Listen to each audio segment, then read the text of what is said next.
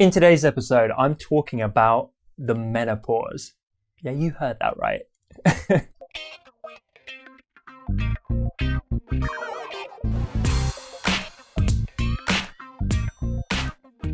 Welcome to episode 158 of the Honest Entrepreneur Show, where I help creatives like you to master your marketing. My name's Tom Ross, and let's get into it. Guys, we are being pretty slow about building a film set.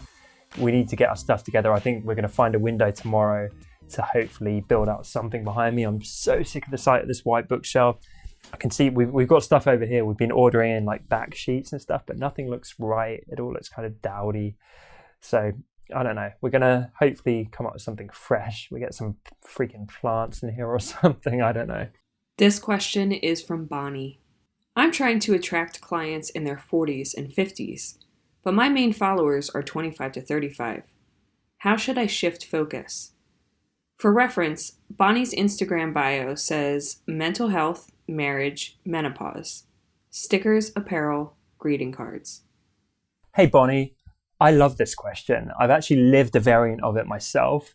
And yeah, I think it's super interesting. I was listening to your question and I was thinking like, maybe you got it wrong. Maybe your audience is a different age group than you anticipated given your subject matter. And then you said menopause and I'm like, okay, yeah, probably 25-year-olds aren't going through the menopause, so I have to rethink my answer.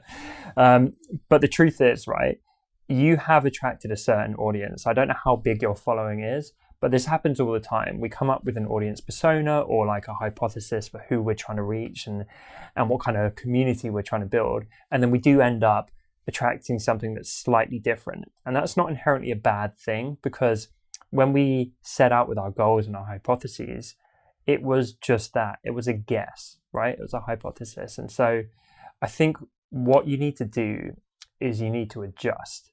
Like option one is you stay very rigid and you're like, screw these people. I'm going to ignore them. I'm going to keep doing what I'm doing and hope that I attract more of the right people in my eyes who are like in their 40s and 50s and so on. Or you look at the people you are attracting and why, and you actually pivot slightly and try and focus more on them and their needs. And that's what I did, because I was like, right, what I'm going to do, I'm going to put out business and entrepreneurship advice for entrepreneurs in general. And so I started doing that and I was putting out content and it was kind of doing okay.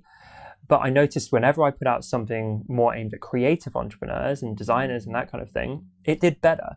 And then I started noticing, I was like, actually, when I go and explore my audience, a ton of them are creatives and designers, I guess because they kind of found me through the Honest Designers Show, my other podcast, or my business, Design Cuts. So I had inadvertently attracted a lot more creatives than I had entrepreneurs. So I was kind of at this crossroads like you are now.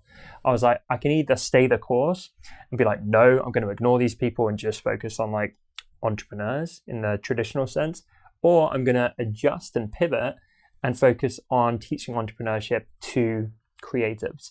I did the second option and immediately started to see more traction, and my content and Instagram started to blow up. And so that is what I would generally advise. And I think in your case, you did mention mental health, you mentioned marriage. It could be that these 25 to 35-year-olds are attracted to those subject matters and not perhaps so much to the menopause issues that you talk about in your content, perhaps. And that's fine. But ultimately, you have to find that balance and you have to be happy.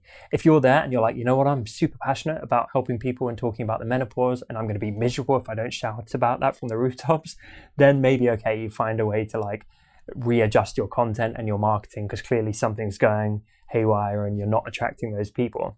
Or maybe you're like, well, actually, I'm equally, if not more passionate about marriage and mental health. So I'm going to kind of scale back the menopause chat and content. I'm going to double down on marriage and mental health.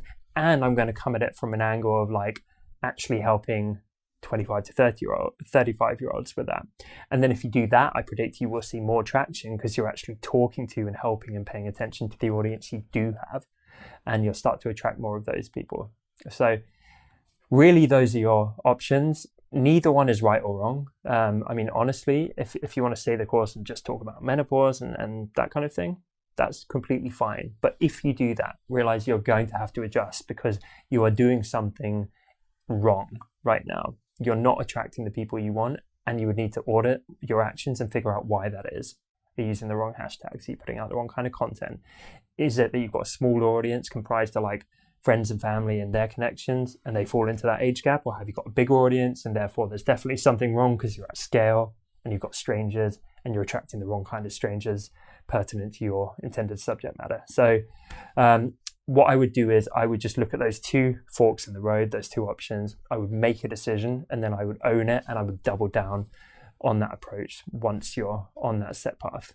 Question of the day: drop me one fact in the comments that you know about your audience right now. I've got all kinds of random statistics and stuff I know about my audience, but I would love to know one fact about your audience. And in fact, I'm going to share, I'm pretty sure I've got the same exact age thing as Bonnie, with my audience being the most common. It is, 25 to 34 year olds. It's literally 49% of my audience. I don't know, maybe it's Instagram. I'm pretty sure that's like the dominant kind of millennial age on Instagram. So that's another consideration. But anyway, let me know in the comments one fact about your audience. And I was just, I was chatting after I thought I was done with my answer, but I'm getting Marco to edit this back in. I didn't think about the fact that Instagram, I'm pretty sure 25 to 34 is the dominant age group on that platform. So that could just explain that metric. Maybe that completely undermines my whole freaking answer, and that's actually just the answer. And if you put out stuff on Pinterest, you'd probably skew older. If you put it on Facebook, you would definitely skew older. So in that sense, I don't know. I need to think about it. But then the same issue applies, because then you might not be on the right platform. I would say if you want to talk about the menopause, then you need to post more prolifically on Facebook, because that's where the older menopausal women are going to be hanging out. So that's an extra nugget, hopefully. Hey, thanks so much for watching this video.